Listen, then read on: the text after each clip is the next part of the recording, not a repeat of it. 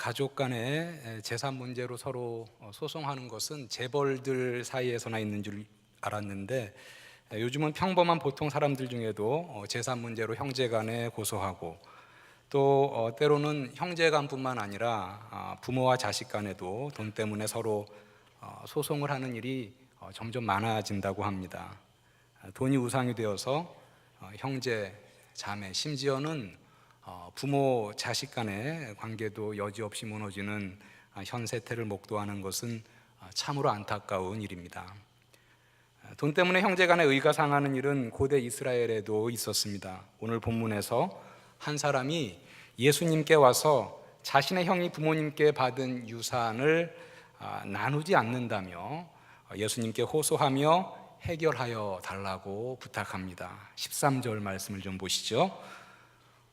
무리 중에 한 사람이 이르되 선생님, 내 형을 명하여 유산을 나와 나누게 하소서. 그런데 예수께서는 이 사람의 부탁에 대해서 14절 바로 그 다음 절에서 이렇게 답을 하십니다. 이 사람아, 누가 나를 너희의 재판장이나 물건 나누는 자로 세웠느냐? 삼가 모든 탐심을 물리치라. 사람의 생명이 그 소유의 넉넉한데 있지 아니하니라. 예수님은 그 형제 둘을 불러서 재산 문제를 해결하여 주신 것이 아니라 그것보다 훨씬 더 근본적인 문제를 터치하신 것입니다. 마음을 꿰뚫어 보셨던 예수께서는 그 형제들 마음 속에 있는 탐심을 보시고, 지금 유산을 누가 조금 더 많이 받고 조금 덜 받고 그것이 중요한 것이 아니라 그들 안에 있는 탐심을 제거하는 것이 훨씬 더 중요하다라고 생각하신 것입니다. 그래서 말씀하신 것이죠. 그들에게 이르시되 삼가 모든 탐심을 물리치라. 사람의 생명이 그 소유에 넉넉한 데 있지 아니하니라.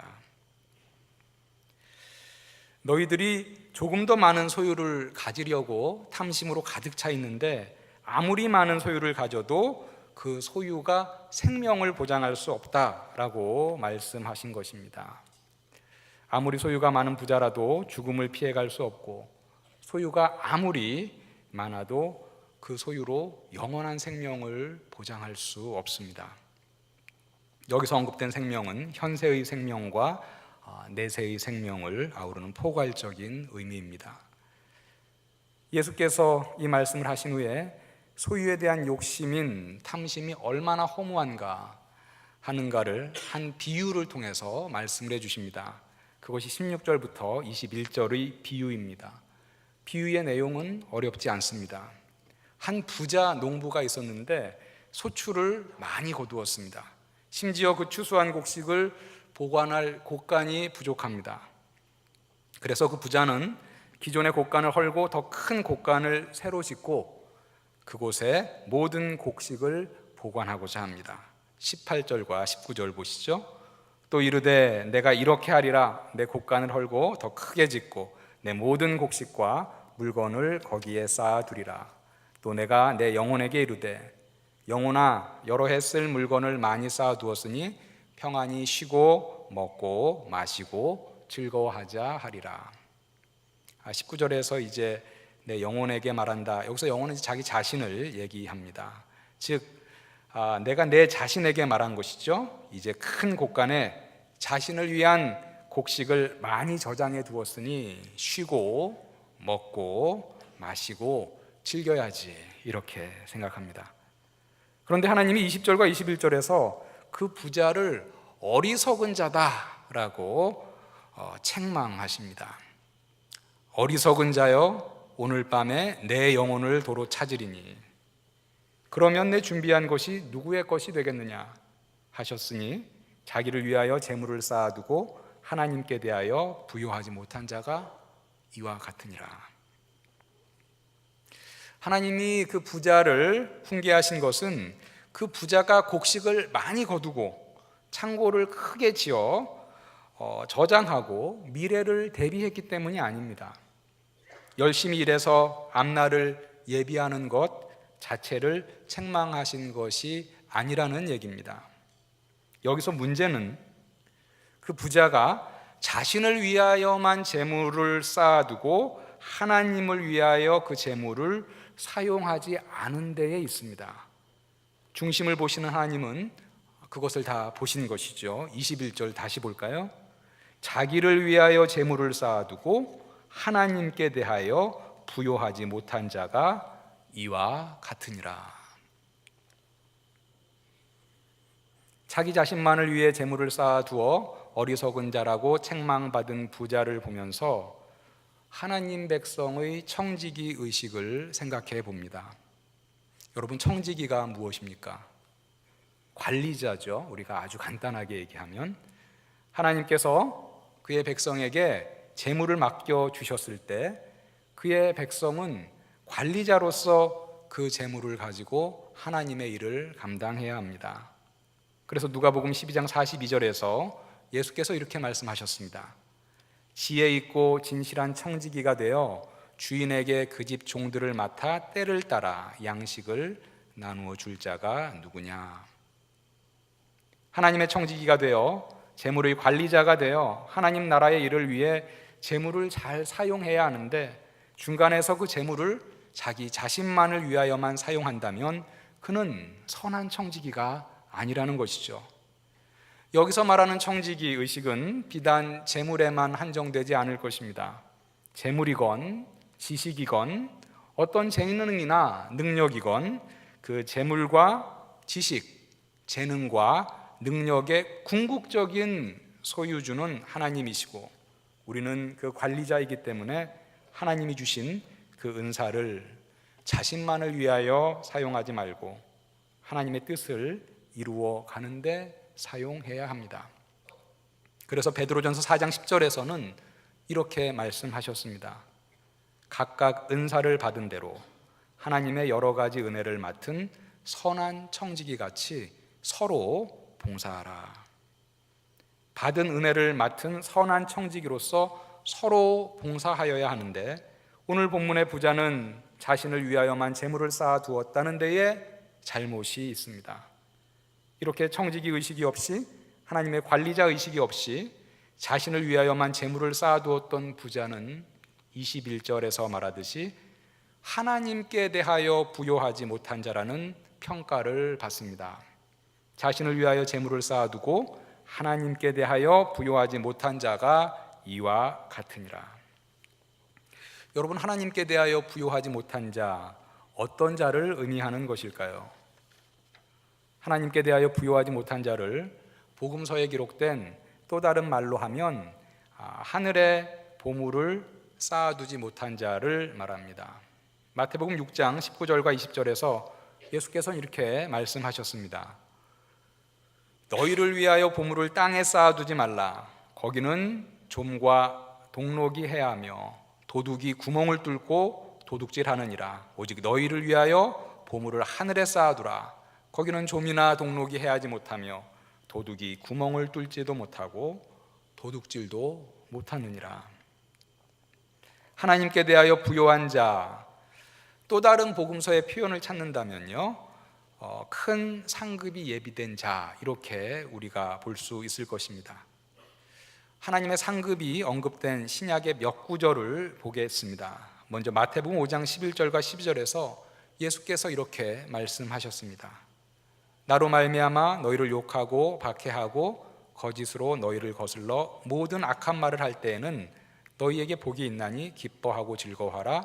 하늘에서 너희 상이 큼이라. 마태복음 5장 24절에서는 예수께서도 이렇게 말씀하셨습니다. 또 누구든지 제자의 이름으로 이 작은 자 중 하나에게 냉수 한 그릇이라도 주는 자는 내가 진실로 너희에게 이르노니 그 사람이 결단코 상을 잃지 아니하리라. 복음서에서는 상을 받는 경우도 얘기를 하지만 또 상을 받지 못하는 경우, 상을 잃어버리는 경우에 대해서도 얘기를 합니다. 마태복음 6장 1절에서는 상을 받지 못하는 경우에 대해서 이렇게 얘기합니다. 사람에게 보이려고 그들 앞에서 너희 의를 행하지 않도록 주의하라. 그리하지 아니하면 하늘에 계신 너희 아버지께 상을 받지 못하리라. 제가 상급에 대한 복음서의 3가지 본문을 읽었는데요, 여기서 알 수 있는 원리 몇 가지를 말씀드리겠습니다. 성경은 분명하게 상급의 차등에 대해서 말을 하고 있습니다. 큰 상에 대해서 말을 하고 있죠. 작은 상. 그리고 또한 상을 받는 경우와 상을 받지 못하는 경우를 구분하고 있습니다. 받을 상급을 많이 예비하는 자가 조금 전에 봤듯이 다른 말로 하면 하늘의 보화를 쌓는 자이고요. 하늘의 보화를 많이 쌓는 자가 다름 아닌 오늘 본문에서 말하는 하나님께 대하여 부요한 자입니다. 정리하면 이렇습니다. 하나님의 자녀된 자는 하나님께 받은 그 은사를 여러 가지가 있을 수 있겠죠. 재물이든지 지식이든지 어떠한 재능이든지 능력이든지 자신을 위하여만 사용하는 것이 아니라 청지기 의식을 가지고 하나님의 뜻을 이루기 위하여 사용함으로 하늘의 상급을 예비해야 하는데 그 자가 바로 하늘의 보화를 쌓는 자예요. 오늘 본문의 표현을 빌리자면 하나님께 대하여 부요한 자다라는 것입니다.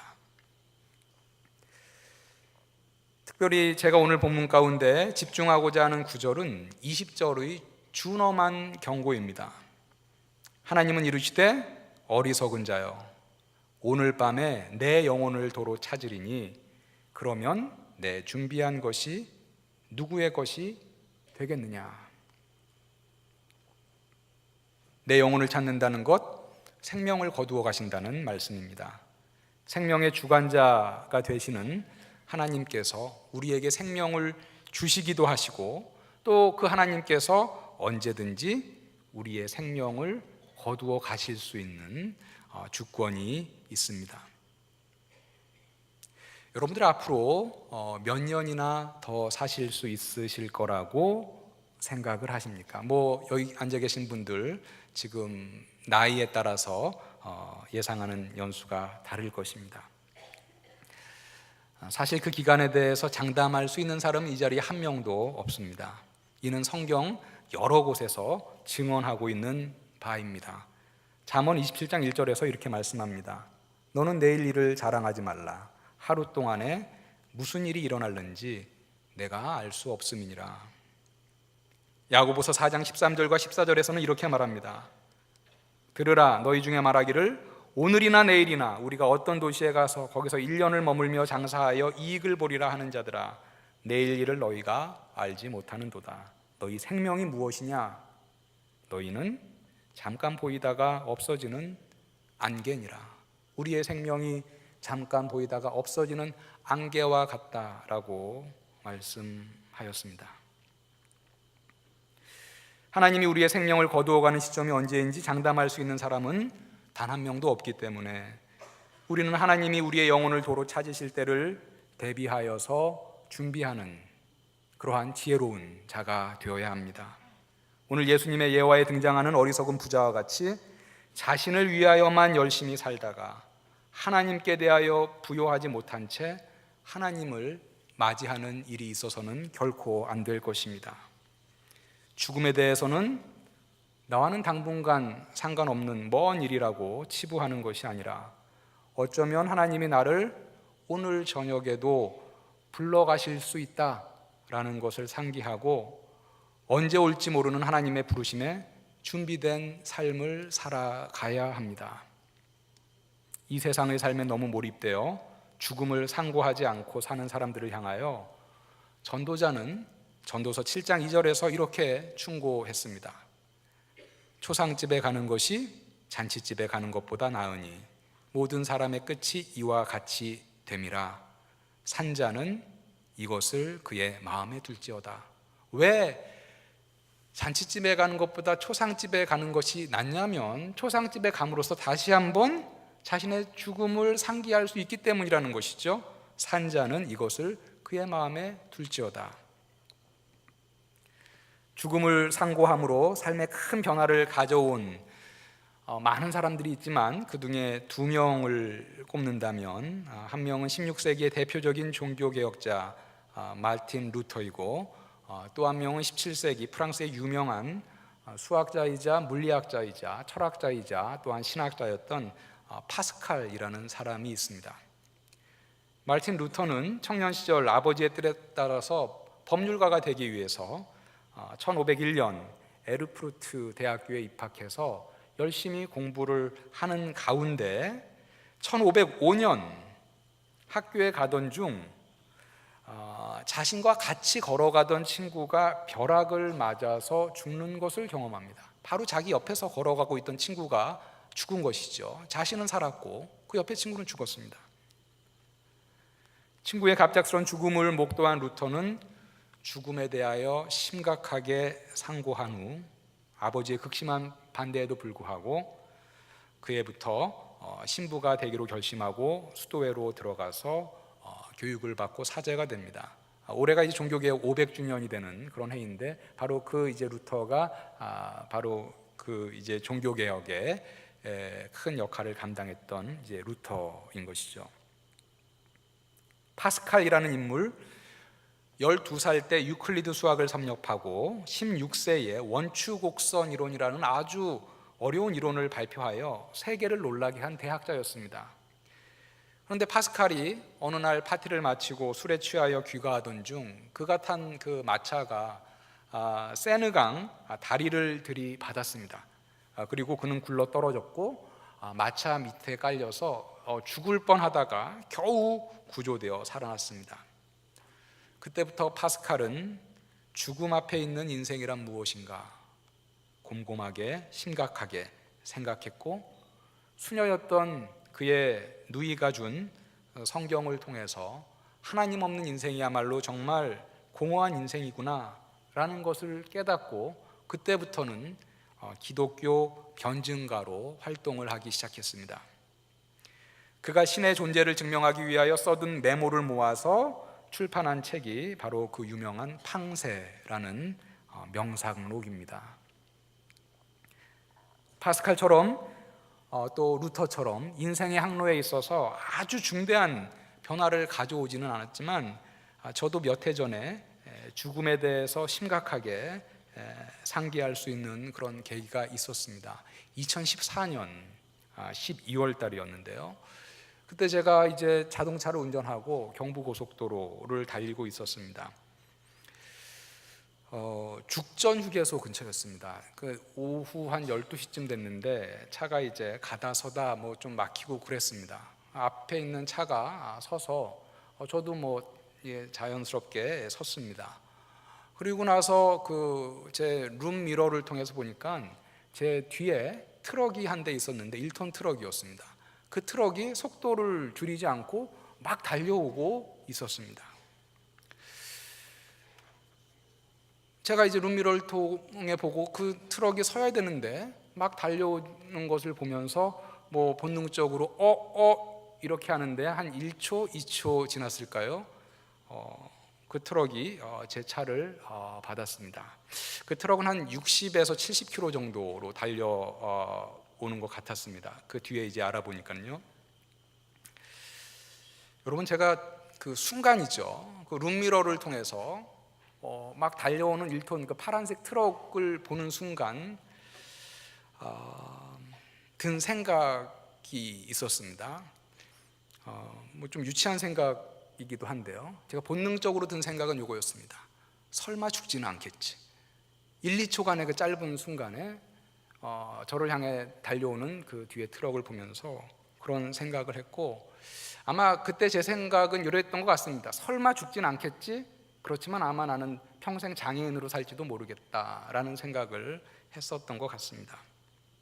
그 트럭이 제 차를 뒤에서 받고 제 차는 또 앞으로 튕겨서 제 앞에 차를 또 받았습니다. 삼중 충돌이 된 셈이죠. 대낮이었는데 그 트럭을 운전하는 기사가 전방 주시를 제대로 하지 않다가 난 사고였습니다. 제 차는 트렁크 부분이 아주 심하게 다 부서졌고 옆에 문도 찌그러져서 폐차할 정도가 되었습니다. 저는 감사하게도 어떤 뼈의 골절은 없었고 그 당시에 목이랑 허리랑 이렇게 잘 움직이기 어려운 그런 부상을 입게 되었습니다.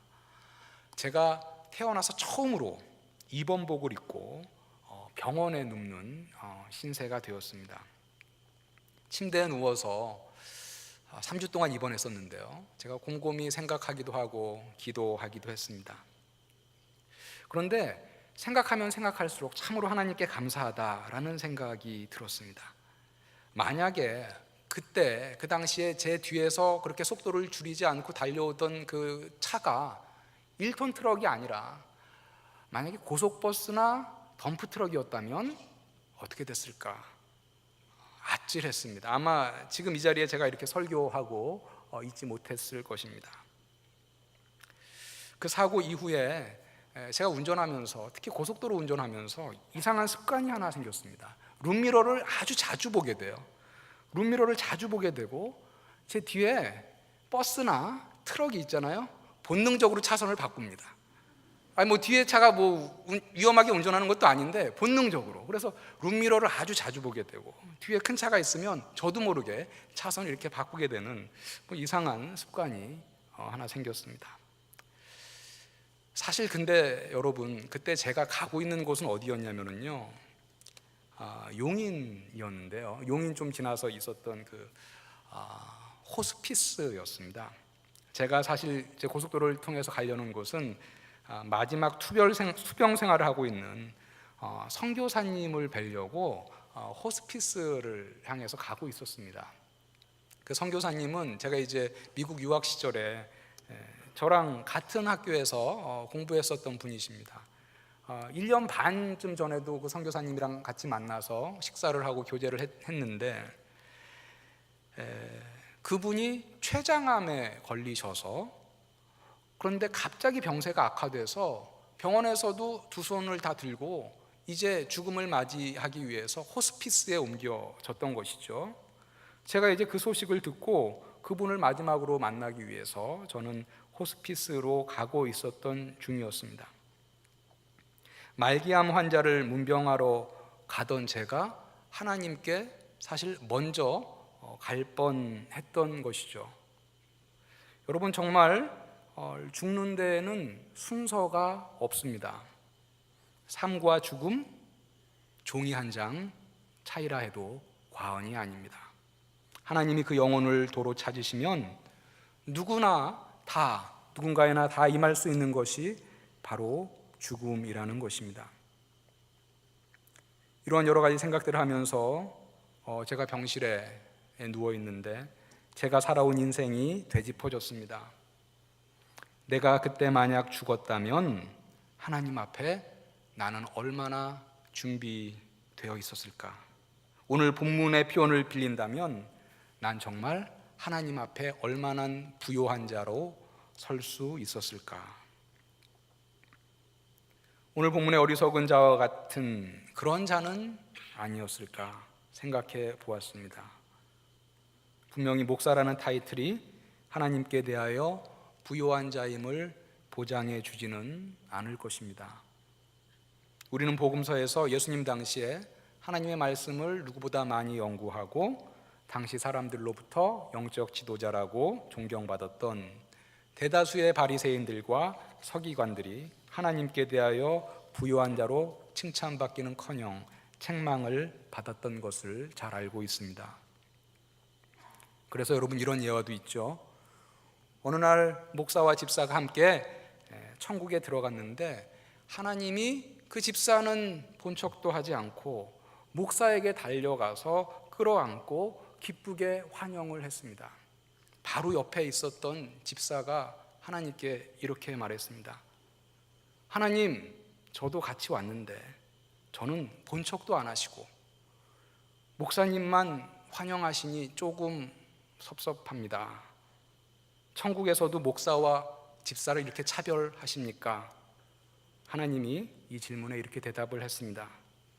아니, 그게 아니라 요즘 목사가 천국에 들어오는 것이 하도 귀해서 너무 반가워서 그랬어. 물론 우스갯소리입니다. 하지만 누구보다도 영적 교만에 빠지기 쉬운 목회자들에게는 뼈있는 우스갯소리입니다. 여러분, 만약에 하나님께서 오늘 밤에 여러분의 영혼을 도로 찾으신다면 여러분은 하나님께 대하여 얼마나 부요한 자로 준비되어 있으십니까?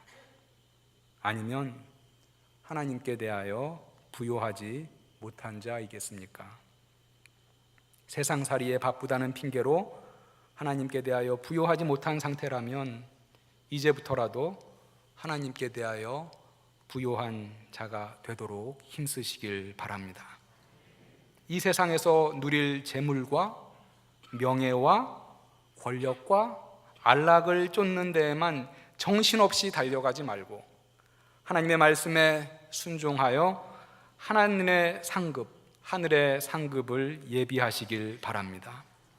이 세상에 썩어질 보화를 위해 전력 질주하지 마시고 썩어지지 않을 하늘의 보화를 위해 전력 질주하시기 바랍니다. 하나님께서 우리의 영혼을 언제 찾으실지 모르지만 사실 우리 그리스도인들은 죽음에 대해서 그렇게 두려워할 필요는 없습니다. 이 세상에서 하나님이 우리에게 주신 소명을 따라 살다가 하나님께서 부르시면 언제든지 하나님 곁으로 간다는 초연한 자세도 우리 성도들에게는 필요합니다. 성경에서 거듭 말씀하듯이 우리는 내일 일을 모르기 때문에 오늘이 내 삶의 마지막일 수 있다는 마음으로 하나님의 자녀답게 신실하게 살아가야 합니다. 이런 시가 있습니다. 알프레드 디 수자가 쓴 시인데 꽤 많이 알려진 그런 시입니다. 춤추라 아무도 바라보고 있지 않은 것처럼, 사랑하라 한 번도 상처받지 않은 것처럼, 노래하라 아무도 듣고 있지 않은 것처럼, 일하라 돈이 필요하지 않은 것처럼, 살라 오늘이 마지막 날인 것처럼. 우리 성도는 이 땅에서 하나님의 청지기로서 하나님이 허락하신 여러 선물과 은사를 하나님의 영광을 위하여 사용하며 살다가 하나님이 부르시면 두려움 없이 하나님을 곁으로 가서 영원한 안식을 누리는 자들입니다.